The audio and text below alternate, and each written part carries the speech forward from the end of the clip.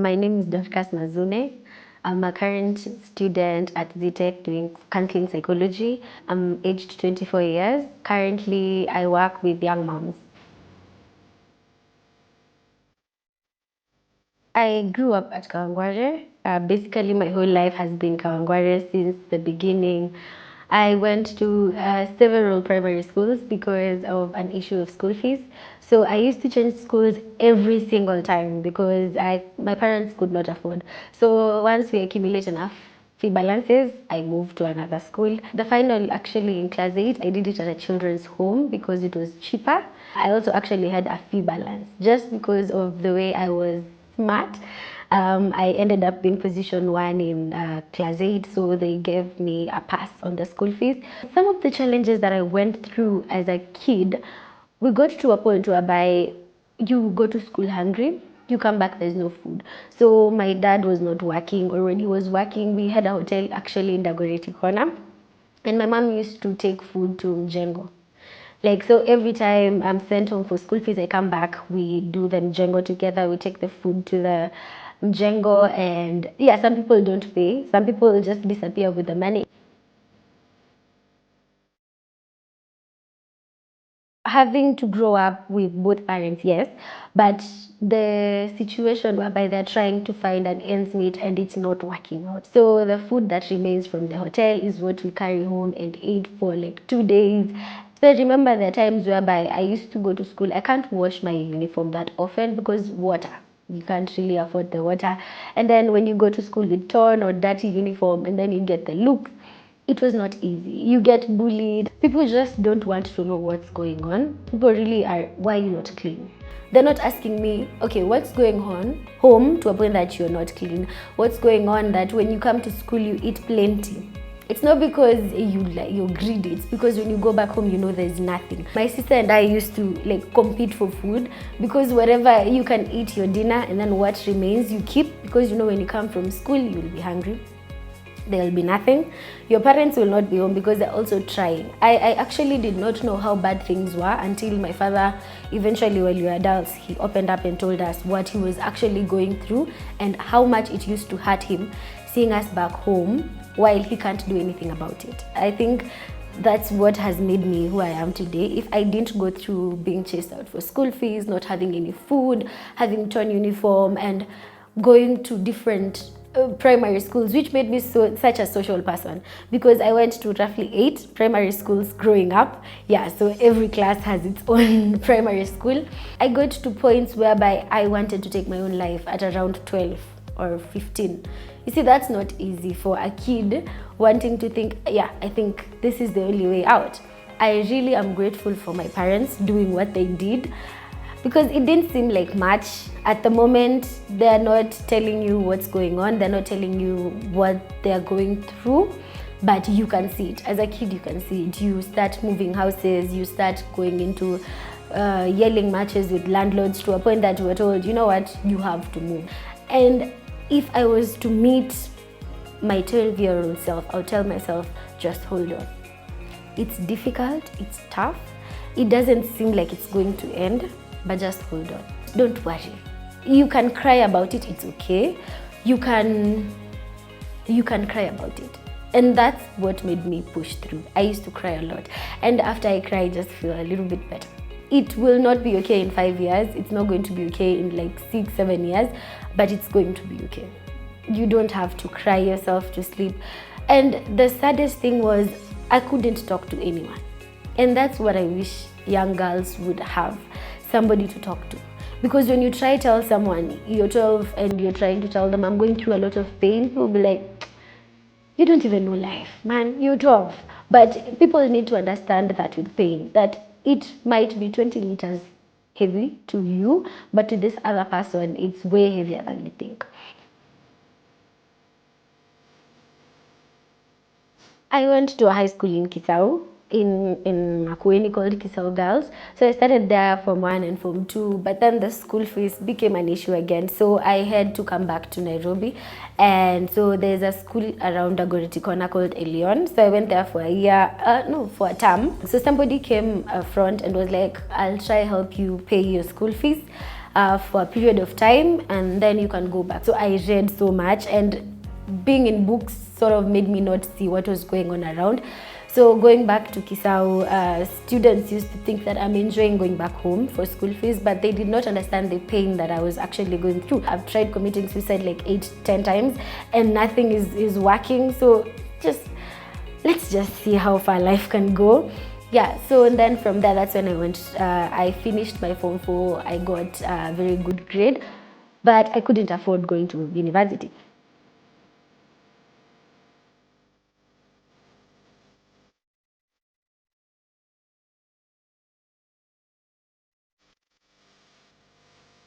During the period from high school to university, I did a lot of things to try and get myself to university. I did sell clothes online. I tried selling them physical shops.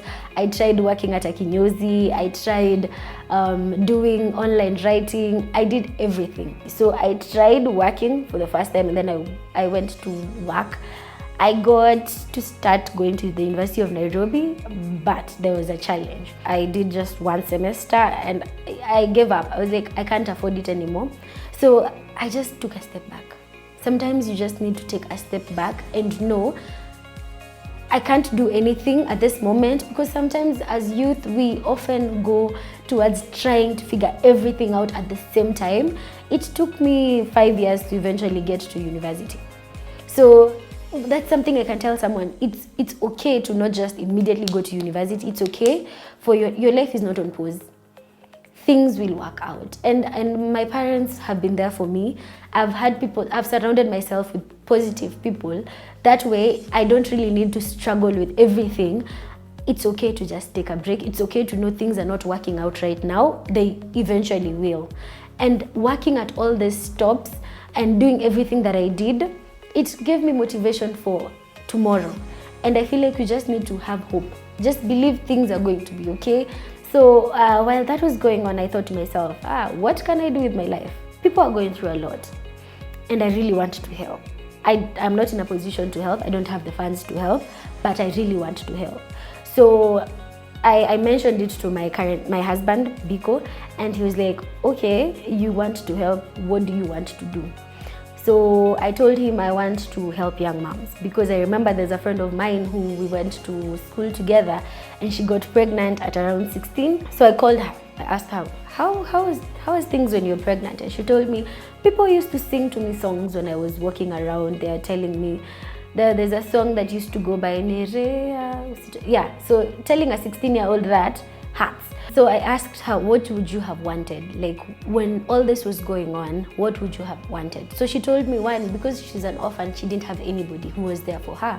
And nobody tried to understand what she's going through. So she told me, that's all I would have wanted, for somebody to be there for me. I did not want any money. I did not want any financial support. I just wanted somebody to be there for me. So that's when I thought to myself, I was not there for you. But it does not mean that teen pregnancies have gone away. It does not mean that young mothers are not there, and they need somebody to be there for you the same way you would have wanted somebody to be there for you. So yeah, that's how I got to where I am.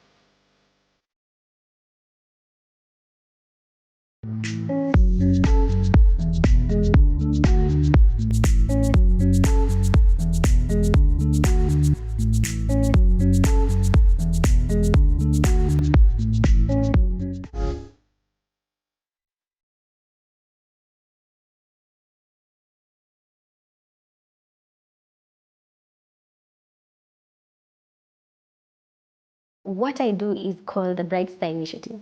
The Bright Star Initiative, from the name, we thought we are trying to give these young moms a bright star, so that they can refresh their life. They can see that it's not that everything else is gone. So I started it about last year. So I mentioned it to my best friend and I told her I really want to help young moms, and she laughed off this story because she was like, one, we're broke, two, we've not been to university, three, we don't really have anything at the moment to say we want to help people. And I told her what I want is just to provide a support for the young moms who do not have anybody else by their side. So the first thing is, after having that idea, Biko used to work at IMHA, International Mental Health Association, and I started volunteering there. So the director asked me, what would you want to do? And I told him, I really love and I have passion for helping young moms. So when I told him that, he was like, okay, people have dreams of helping, but who actually takes the initiative to go forward and do it?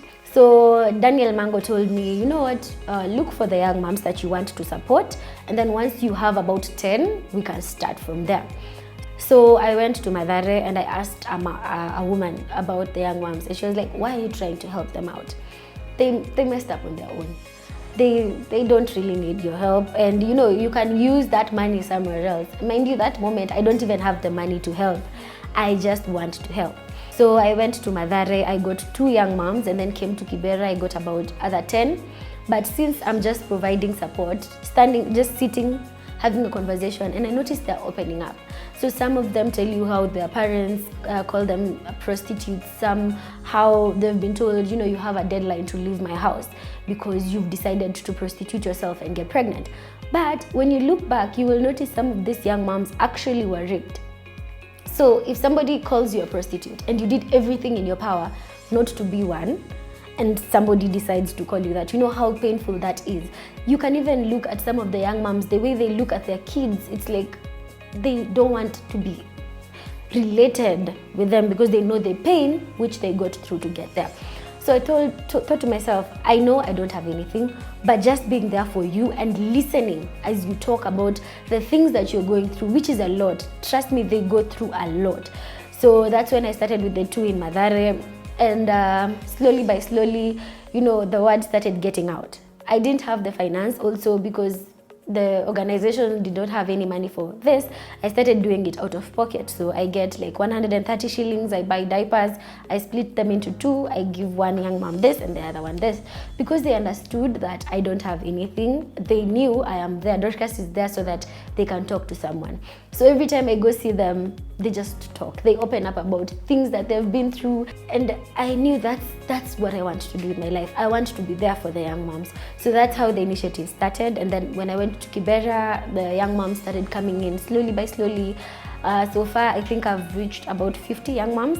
So when I get money like 20, 30 bob, I actually go buy baby clothes and take them to the babies. And if I have something more, I consider the moms. So I give them a code in case they need anything, because there's a time a young mom mentioned to me that it's been 3 days before she ate anything and she's breastfeeding. The mom got fired and they live with just the mom. So I told her, you know, even if I don't have anything, if you send me a please call me, I will do everything to my power to get something. So yeah, I don't have funds yet to run the whole thing, but I just do it with, you know, step by step, because I feel like eventually things are going to work out. And what I do is, if I'm able to, I get each young mom about 10 pampers so that they can have that for a week, which is not enough. They need 21 for a young mom to fully be okay with the pampers.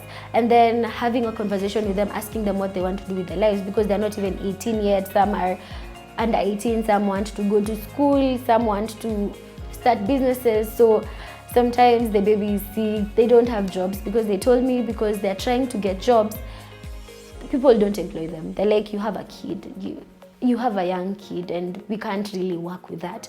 They didn't finish high school, they didn't finish. Some of them, they finished, I think about 10, 15 of them only got to class 8, and the only jobs that they can do is hard labor. And the others that got to, I think, Form 2, the highest. So most of them, it's actually an up and down thing. So that's what I'm trying to do. I'm trying to figure out how I can be able to provide them with sustainable incomes. I just give them hope, because having hope can make you live a day, just one more day. And the executive director, Daniel Mango, is the one who's actually helping a lot. So every week I meet them, twice a week in Kibera and once a week in Madare, so that we can have a conversation, because I realized you don't need a lot to start helping out. You don't need thousands. You just need to avail yourself and be there for these young moms the same way anybody else would have been. All I'm trying to do is create a community whereby even if I'm not around, they can be there for each other. Even if I'm out of the picture, these young moms can be able to support each other. They can be able to hold each other's hands and eventually just be on their own. So there are several initiatives under that I have done. I've taught them how to make soap, which was something I was taught by my mom, and so I used that skill and taught them how to make soap.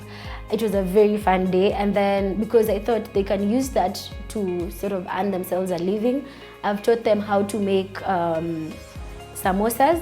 So what I did is one of the young moms actually makes samosas, and I told her, what if you share this skill with all of us so that we can learn how to make samosas? If in case one wants to start a business, they can use that. The other initiative that I do is I do hair day, where I bring the young moms together. I wash their hair, I do their faces and their feet. I just pamper them because most of the time they focus on the kid a lot. They really don't get the time to start, doing their own hair, doing their own nails. They don't get time for that. And I just want them to feel good. It's not just about the mental health aspect, but you just want somebody to feel like human, feel whole again.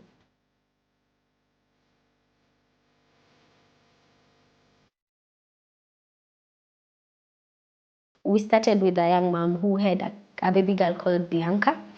And yeah, it got to a point that she was about to start going to school, and I was able to help her go to school. And to me, that's a very proud moment because I needed somebody to be there for me to pay my school fees, and I didn't have that.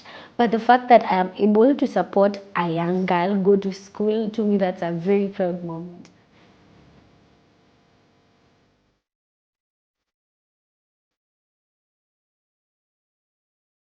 My mentor is Daniel Mango because he kept me going. He told me to look at the goal. He told me that there are days where things will look like they're not working out. There are days I will question why I'm doing what I'm doing. But if I remember why I'm doing it, I just need to keep on going on. And I feel like everybody, you need to have someone who's there for you that you can look up to. Having my father there, he's also an amazing mentor because when I told him the idea, he didn't go to, you don't have the funds. He went to, that's a really good idea. How are you planning on executing it? So having somebody there who can positively impact your life is very important. Esther Njeji, who's my best friend actually, she's the one who told me, we don't have anything, but because the passion you're talking with, I feel like we can do something. She's the one who kept on going from the first day. We started going with her to Madare and everything. So you need to have a mentor. The one thing that I wish I was told when I started all this was, it's not going to be easy, but it's going to be worth it. With young moms, I've learned that you cannot tell somebody's story because by just looking at them.